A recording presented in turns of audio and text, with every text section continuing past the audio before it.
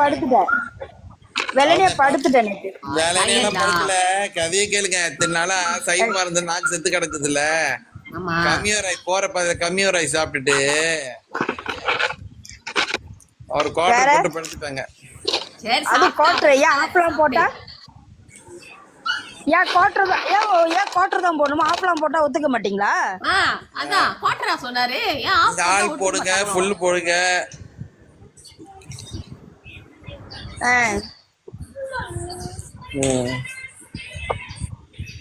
சொல்லுங்க சிலமா, இன்னைக்கு என்ன சமையல்?